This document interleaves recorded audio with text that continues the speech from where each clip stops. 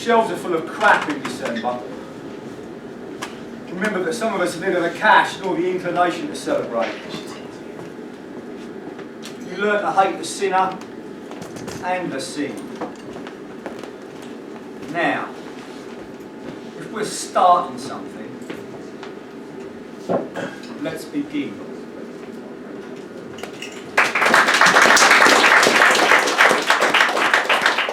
So I'm going to introduce myself by reminding everybody why I'm not invited very often onto any questions. It's called On Our Panel Tonight. Not in front. Born with a modicum of brains and smart enough to have picked up a good few tricks along the way, he believes, given the right circumstances, he could have done anything. Of course, that would have meant taking a few different decisions, making a few difficult choices, and getting more than his fair share of luck. Anyway, it appears that he's turned out okay. He wants you to know that he never, not even in a moment of weakness, ever considered a career as a corporate lawyer, venture capitalist, or property speculator. Why? Because he didn't want people to think he was a complete fucking prick, that's why. So when he runs across one of those types and he opines that he finds that individual to be, in fact, a complete fucking prick. And you say, well, but they work hard for their money. He will tell you that he works hard too, is entitled to an opinion, and that in his opinion, anyone who meets their coin in that particular fashion is, more than likely, in all probability, and inevitably, amongst other things, completely. So, there you have it. That's what makes him tick. Now, any questions?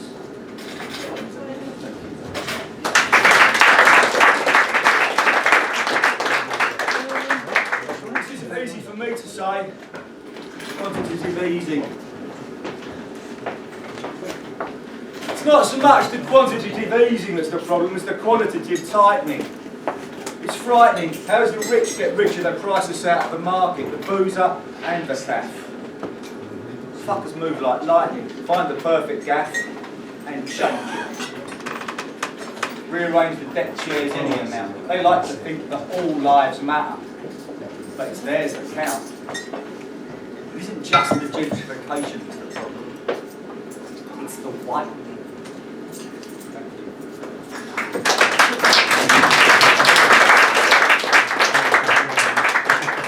Siempre, as in hasta la victoria, siempre. It's a cold one up on High Holborn, and Fidel's flowers are fading fast. A random drunk says a red salute.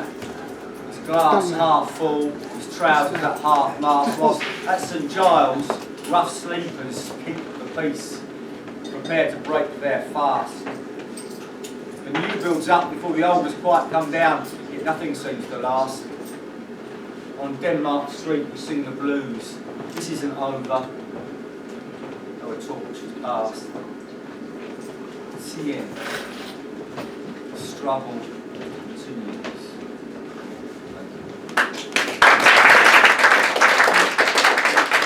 It's called Funny Money.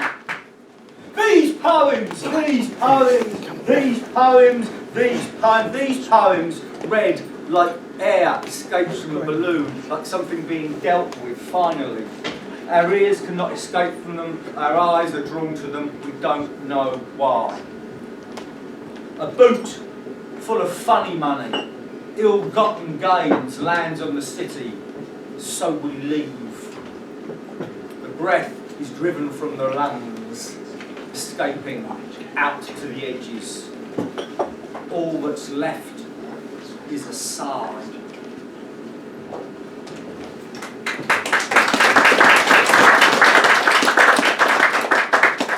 So let's get a bit noisier.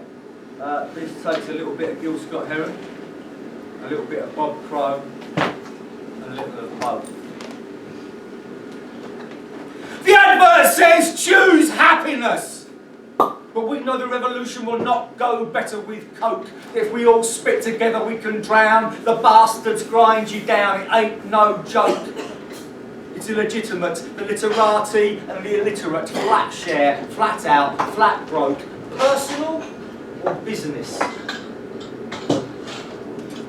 little of both. Thank you.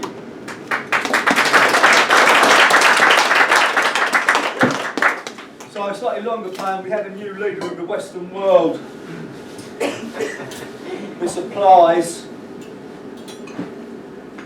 rid of the circuses. It's been this way since before Caesar's time. Another leader comes, another goes. There's never any shortage of ambitious types, and there are always those of us who'll sell out for success. Whatever. Next. Who knows? There's not much reason to it. But a little rhyme. It's been this way time immemorial. Norman, Viking, Saxon, Roman, Celt. Just get your head down, belt up and crack on with it. Sink or swim together once the ice caps melt. They'll tell us when to worry, what to think, in some cheap editorial. It's been this way since time began. They like to let us know who's boss. They're strong on strategy, though heaven knows they're more concerned with profit than the loss of freedom, whatever that means. Few of us give a toss. The rest just hope and pray and get away with murder if they can. It's been this way since before Caesar's reign. We snap to it, but they wanted it snappier. Now, thanks to trickle down, of course, we're that much better off, though inequality makes us unhappier. We get our bread and circuses, all right. Crucifixions on the Via Appia replaced by installation art. Enjoy the show. They've made sure we know barbarians are at the gates again. Is that my agent, Donald Trump? That was more likely. I must admit, I do wish I'd been on Capitol Hill today with a sniper's rifle. Bit more noise. This is why you shouldn't go into hipster cafes in Shoreditch. Excuse me, on price arsehole. You shouldn't go into hipster cafes in Shoreditch, particularly not ones that have on their chalkboards advice that you shouldn't feed beggars. And Torn Edge. Please, please, please, do not feed the crackheads in the lowbrow areas. It's not advisable to flaunt your filthy lucre here where your accent is desirable, your cover blown. As if change was progress. For richer, for poorer, for better, for worse, a caff closes. An estate agent opens for business. As if a manor of thy friends or of thine own.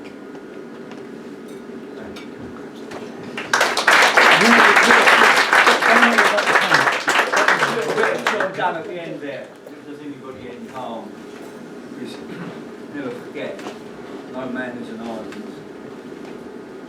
So 2 or 3 more and I'll finish. This one, talking about hipsters, and the next big thing is something that was in the Estimable Rising magazine this time last year, and the BBC Sound of 2016 was announced. I don't see the Sound of 2017 as being any different. This sounds of the suburbs. Arbiters of taste announce the answer to the question, what's the next big thing? The old souls shrug their shoulders, keep their heads down, and think stump. Another Dummkopf, fresh from Brit school with some high-tech kit, a very little talent, sweet fuck all to say. Perhaps it's always been this way, like some recall, the ruder crews were more discerning. London's burning! Only the other day, some spieler tried to sell me a career in spoken word. slept back to the garage. Pick up that fire road. Wasted some more time polishing the turtle.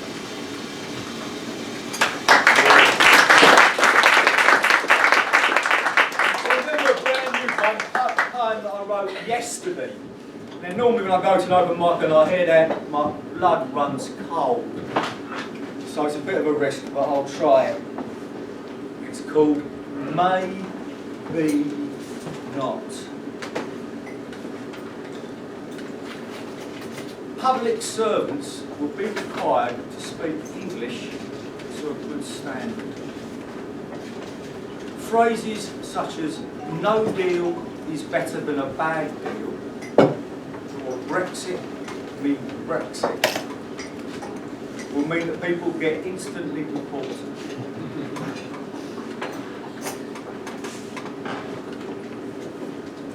No exceptions, no appeal. That may seem harsh,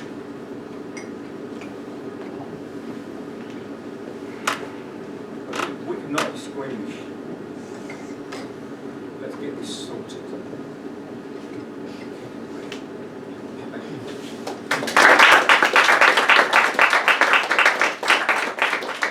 This is the last time I'm going to do tonight, and it goes back to the time when this continent was covered in giant glaciers and there were no borders. Ice Age. As if cutting off your nose to spite your face was successful cosmetic surgery, the British people have spoken. Democracy in action. The body politic broken. Bullshit, bluster, downright lies. It's no surprise when the disenfranchised stick two fingers up to the establishment. Who knows what they meant? Who ruined race relations? Who blamed immigration? Who supped with the devil they knew was in the detail? It's an epic fail to recognise whose dick it is in your arse. It's the ruling class. The whole damn thing was a farce. Listen, let me articulate this clearly. Understand, I mean most sincerely. I don't want to take my country back. I want to take it.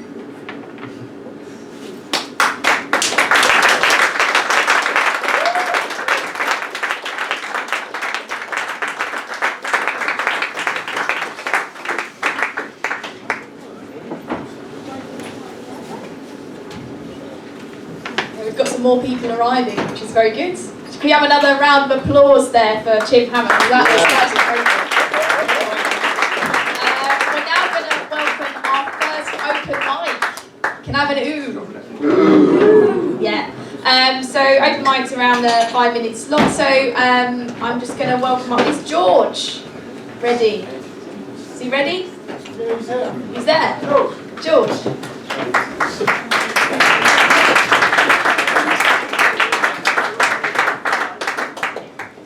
Keep it going.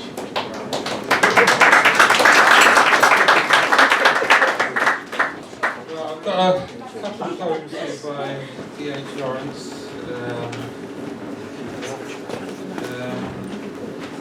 I'll start reading. You may have heard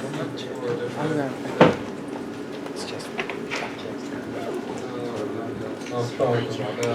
So the first one is Doe at evening. As I went through the marshes, a doe sprang out of the corn and flashed up the hillside, leaving her fawn. On the skyline, she moved round to watch. She pricked a fine black blotch on the sky. I looked at her and felt her watching, and became a strange being. Still, I had my right to be there with her. Her nimble shadow trotting along the skyline. She put back her fine, level-balanced head, and I knew her. Ah yes, being Mao is not my head hard, balanced, antlered. Are not my hunches light? Has she not fled on the same wind with me? Does not my fear cover her fear? Right, that was the first one.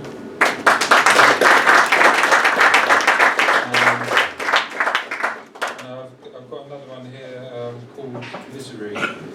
Out of this oblique between the mountains, 5 valleys go. 5 passes like gates, 3 of them black in shadow, 2 of them bright with distant sunshine. And sunshine fills one high valley bed, green grass shining, and little white houses like quartz crystals, little but distinct away off.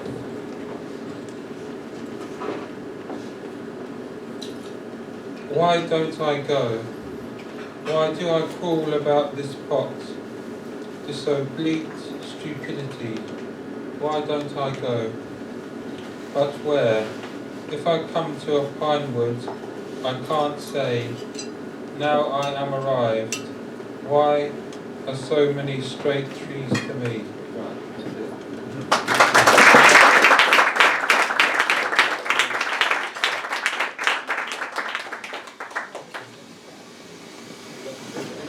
Brilliant. Thanks very much. Can we have another round of applause, please? I love a bit of D.H. Lawrence. So now we're moving on to our next act. So I believe that it will be Chris Dowse. Is Chris around? Come on, go on, Chris. Go on, Chris. Go on.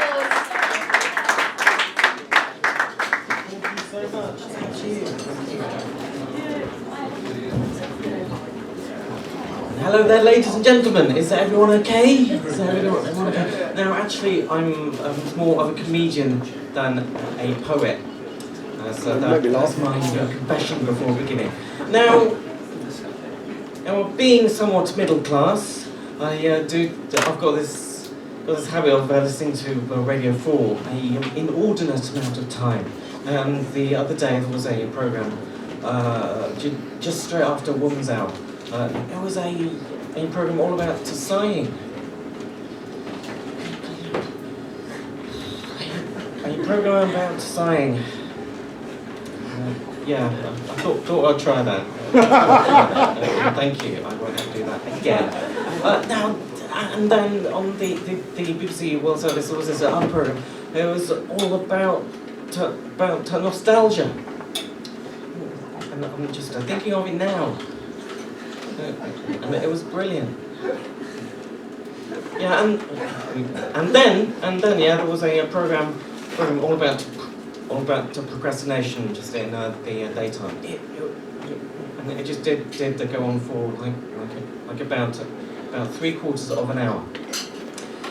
But I'm going to tell you the truth. I just couldn't be bothered to turn it off.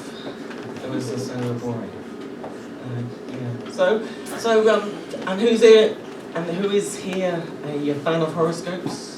A completely silent room. Oh, there's one person, and thank you so much.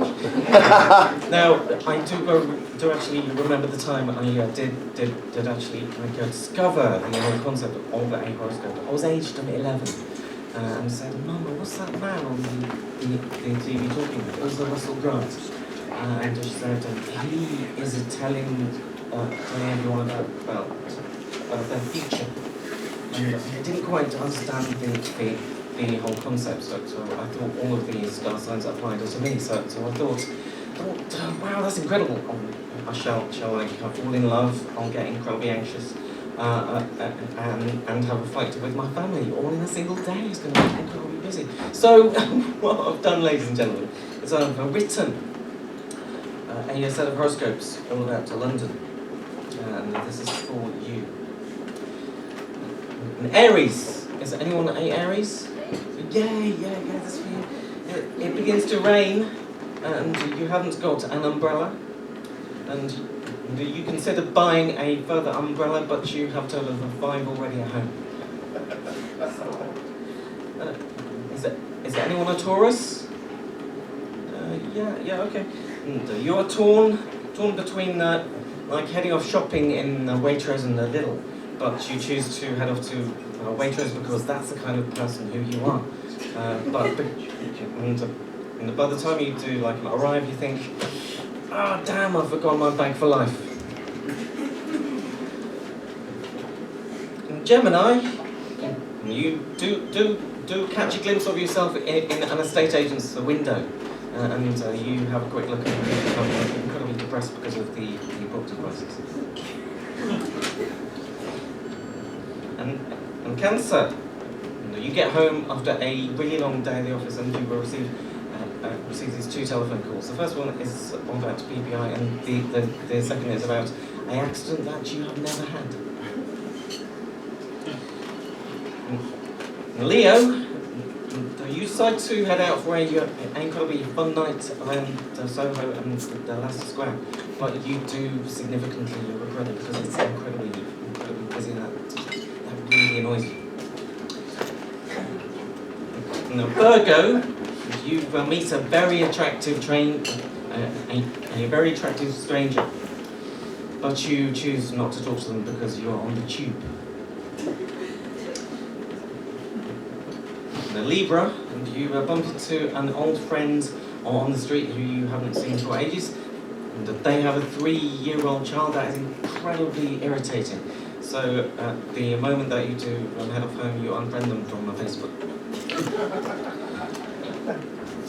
Scorpio, you see a homeless man collecting money between carriages on the tube, and you choose not to give them any money because you don't want to encourage that type of behaviour. And because there is a dog on the floor in the carriage, everyone has a look at that.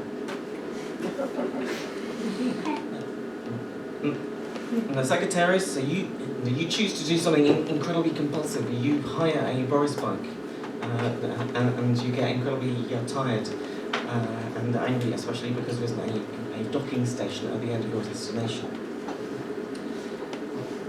And the Capricorn, and you do meet an old friend who has become a hipster and has moved to Shoreditch of all places. This makes you incredibly anxious, especially because you have to visit him on the overground and you have to wait for at least 10 minutes for a train. Aquarius, there is something between you. There is a bit of tension between you and your family because you have a telephone call as you are trying to buy a coffee. You become distracted and you do forget to make use of your Cafe Nero loyalty card. And ending on a Pisces. Is anyone here a Pisces? Yeah, I am. Okay, so good proportion of Pisces here this evening, ladies and gentlemen. And you do discover a quiet moment in one of London's fine parks, and you enjoy a good sit down and enjoy the view of the plane trees. But that is disrupted by the sound of police sirens, a helicopter, and a barking dog. Now, ladies and gentlemen, I do give you my London horoscopes. Thank you. Yay! Give them a round of applause for Chris. I will never look at the horoscopes column in the same way again. I don't know about you. But next up, we're going to invite on another open mic. And it's lovely Tim. Where's Tim? He's over there. Get over it. It's better when she's ready. You can do the rest of the night, I promise. Keep it coming, keep the applause. Keep the applause. As he struggles to find his way through the chairs. It's a bit part of the mission is finding your way through the chairs.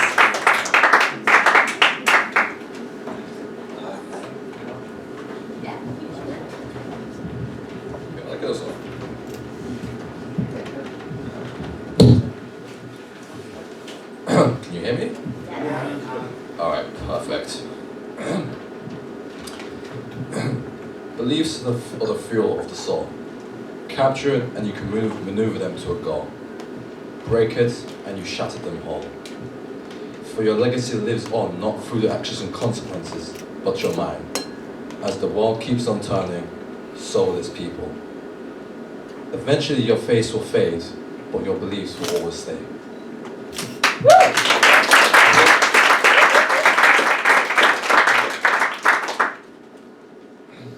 This one is called Wildcard, and it's about those that are a bit unorthodox and don't really have a place in society.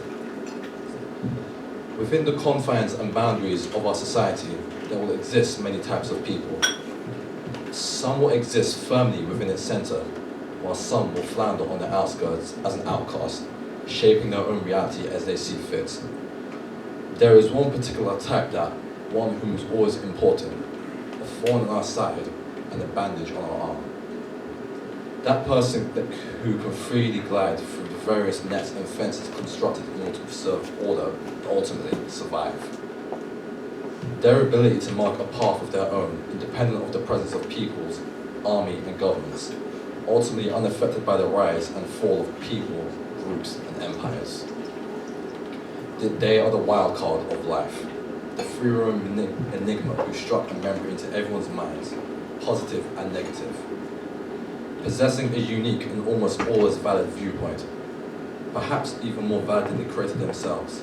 Their ideas and thoughts are abstract, distanced far away from the norm, hoisted by their own petard. The oddity of their living is what will ultimately feed and destroy their reality of thinking.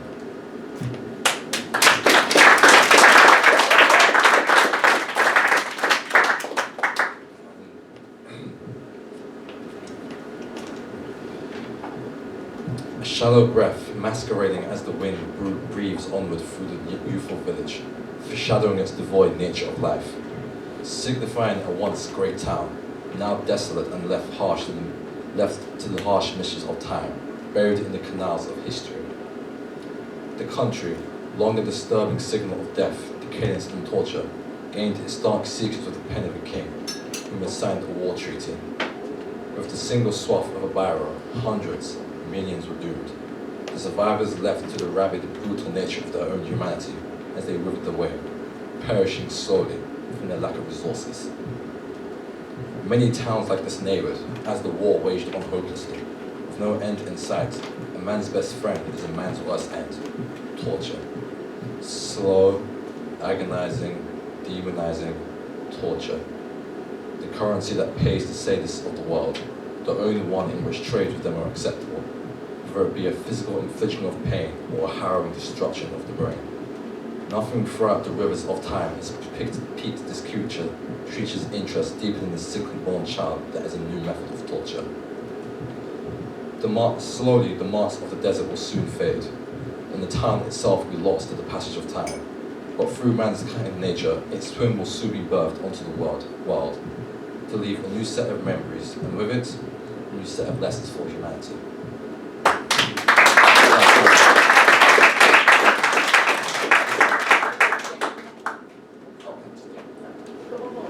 Okay.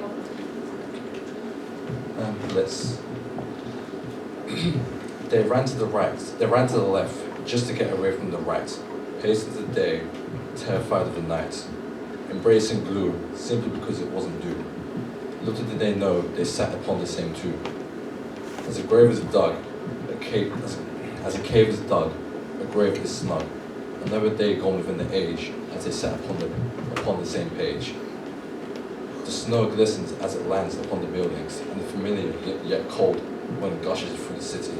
The harsh winter is always something to truly behold, harsh and uninviting in its days, today it remains the same. Its inhabitants uncaring, wrapped in their own problems, with no interest in another's tale, as they wallow in their own vices, trapped in their electronic devices. Their life, the only one in existence, their viewpoints, the only thing that matters, laying in truth, as only if it exists their own bias, only existing in their realm of living. Unfortunately, such a truth has and never will truly exist, and such a person can never hope to attain true happiness. They have confined themselves to be accomplices to violence, pain, and ultimate misery that freely worms this world. There exists no destiny. Nothing will happen when you fail. Nothing will happen when you succeed. To focus on your life as the only subject is to send itself to loneliness and greed. It's a dead end. Focus on what you represent in the lives of your peers. If you ever want to live with happiness without tears.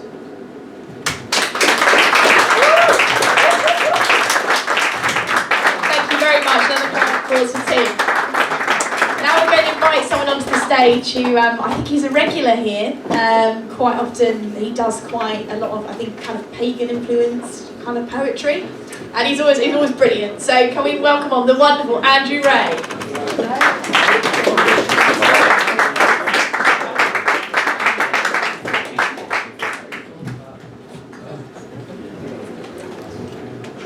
Well, Christmas is over and we had 12th night on the 5th of January, and for those of you who are into folk history, on the 17th of January, not long ago, we had the old 12th night.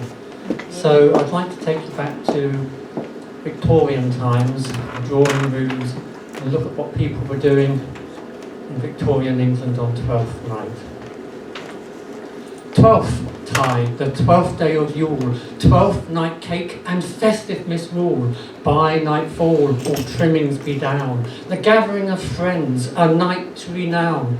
12th night celebrations now abound, the lighting of fires to circle around, deck the wassail bowl with evergreen, receiving the orders of king and queen. On this fine night we drink without stealth, old English wassail to your health. Drink, hail, pass, kiss, merry be. Drink and honour, a wassail to thee. All drink from the large wassail bowl. Festive misrule, all out of control. Cross-dressing and animal guises full, I kid you not. Cross-dressing and animal guises full. What a fine way to end the Yule. Thank you. The Victorians weren't as boring as we make them out to be. They did honestly cross-dress on their 12th night parties. This is where we got pantomime from. Next poem, again 12th night, but now we're out in the countryside on the farms, and we're looking at what the young lads, the plough hands and the farm labourers were doing on 12th night, and how they used to get drunk for nothing. And this part of the tradition continued well into the 20th century, into the 20s, maybe even into the 1930s to a lesser extent. So, in the West Country, the tradition was the strongest. Each year we come without invite, line apple tree or wassailing, coldest and darkest 12th tide night, give up line cider now for free.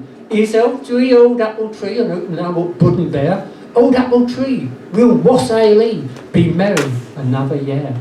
We raise the yellow wassail toast, we hope they will have apples spare. Next harvest, double apples boost, and buckets of cider to share. Yellow toasted branches placed to invite thy good spirits near. We hope our bruised with spirit laced, keep us warm this time of year. Libations made upon the ground is elf tree, old apple tree. We sing we and dance around, good spirits we doth welcome ye. Contribute to our wassail bowl, the cider will do us no harm. As night goes on without control, we do lumber from farm to farm. Let every man drink up his cup, and so merry let us lads be, with apple cider to sup, to keep us lads tipsy for free. So don't forget the good old ways, set line finest cider aside, so we canst our own tankards raise. May there be cider next 12th tide. Thank you. I'll leave it at that. Just with one last thought, to raise a toast. Honestly, this is where we get the expression from, wassailing apple trees, to raise a toast. You take the toast and put it in the branches of the tree. Thank you.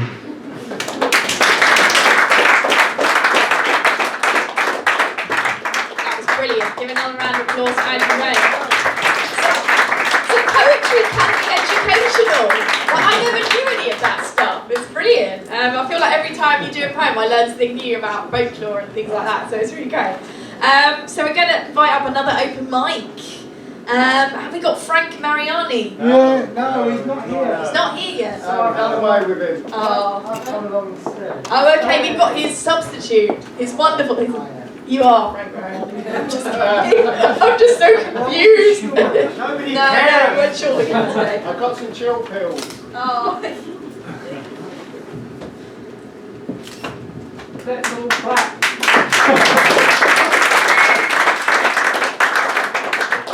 Okay, two short poems. First one, I happened to see an Asian man wearing a strikingly blue jacket. And I thought of this. It's called In Some Future V&A Hangs. A Bangla jacket cut from 6 ounces of horizon, tossed in a mortar and pummeled groggy blue. Tailored at altitude with ice crystal stitching, or so the label claims. In place of dry cleaning instructions, an exhortation not to kiss the sleeve, for this may leave a taste of Bombay gin on the lips, and a Muslim guy with some explaining to do on Judgment Day. Worth the risk, I'd say, to walk Brick Lane, got up as the caution you throw to the wind, bonfire smoke against a late September sky.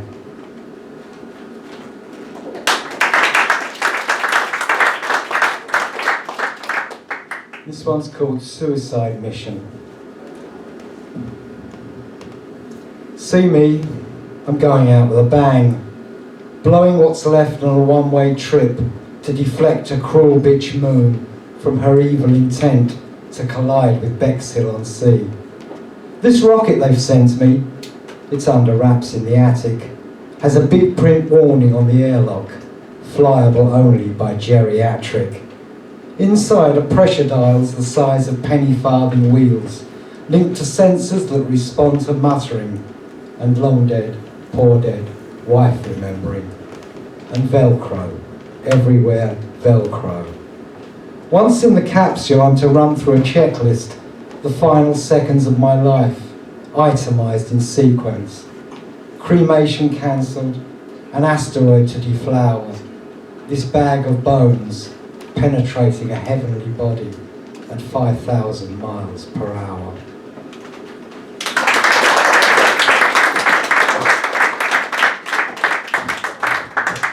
Give it up for Frank, everyone. Brilliant. Okay, I'm going to invite yet another open mic. It's very exciting. So is Izzy in the room? Over there. Over there? Oh, You ready? AC. Yes. I'm thinking, oh, who's AC? Is it, so how do you say it? It's AC. AC. Okay, AC, are you ready? I'm ready, yeah. Invite AC onto the stage. Big round of applause, please. Keep it coming.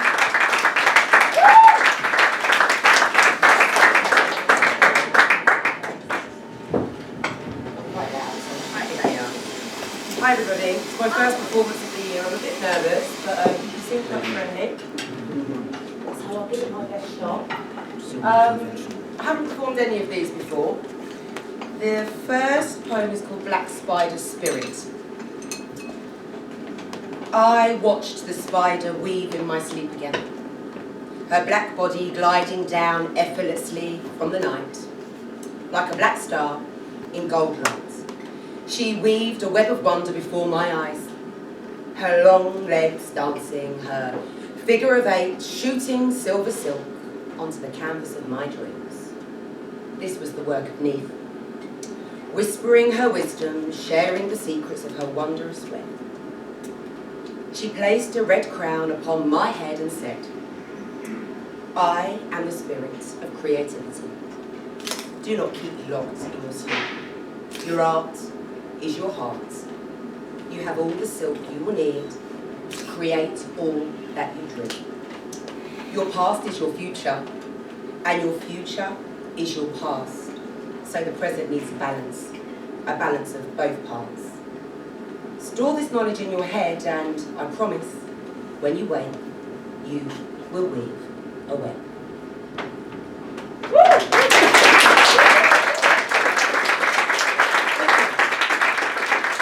Okay, this one's called to-be lists. I used to wonder where I was going and how long it would take me. I'd write endless to-do lists, with little to no thought about the things that I needed to be. Career path, Structure, finance, credit ratings, buy this, buy that, keep up with it.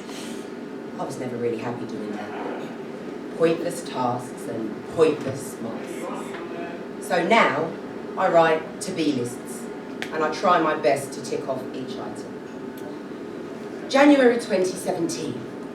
To be a good mother, kind at every opportunity, honest about my feelings, especially with the people I love. A better listener, patient, proactive, considerate, nurturing. A student, a teacher, creative and grounded and positive. Happy, a dreamer. Myself. Now, these lists are a little more fun and a little less rigid, and so become I. I finally put to use many years of sound advice. Sometimes you have to feel before you hear, before you get it right.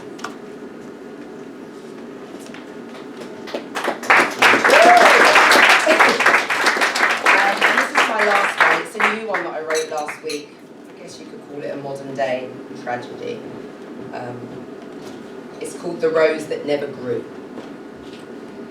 As kids, we used to listen to Me Against the World and smoke elves around the round table, setting the world to rights and sharing dreams. I wanted to be a poet, and you? All you wanted to do was rap. Be bigger than Pac.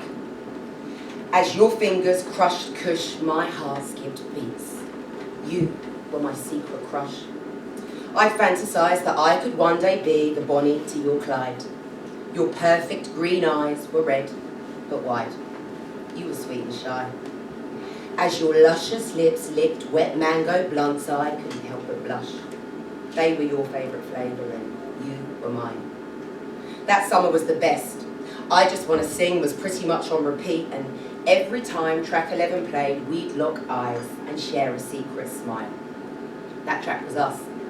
And for a while, I really thought we'd flow forever. We used to talk deeply, daily, but daily soon became weekly, and weekly became monthly, and monthly became rarely. I heard rumours, but I paid no mind. They'd say that you had lost your mind and could not find it. They labelled it schizophrenia, brought about by drug-induced psychosis. How the fuck did I not know this? I heard rumours but paid no mind. How the fuck did I not notice? You locked yourself away from reality. I missed you. As your memories fragmented, you no longer trusted me or anyone. Your thoughts went to war with your emotions, and our friendship was but one casualty. As you fell to pieces, so too did my heart. You started scaring people, becoming unpredictable and violent. I knew you must be frightened. Delusions fed your confused state. They said you were dangerous. You, my mate, the gentle giant. They locked you up and pumped you full of drugs. I didn't know what to do or how to help. I tried to reach you, but you had travelled too far into darkness and could no longer see my light. You used to speak with passion and fight, but as time went by, you died inside an eye. Well, I selfishly mourned the loss of our friendship. Your shattered dreams left me with lacerations, wounded and filled with anger. I'd listened to DMX. The Great Depression saved me from depression through expression. I was enraged, guilty, devastated, vexed. Why you? What did you ever do? Were you cursed? Hexed? You deserved a fair shot at your dreams too, didn't you? You were the rose that tried to grow but never made it through the concrete. I will never forget those summers. I love you.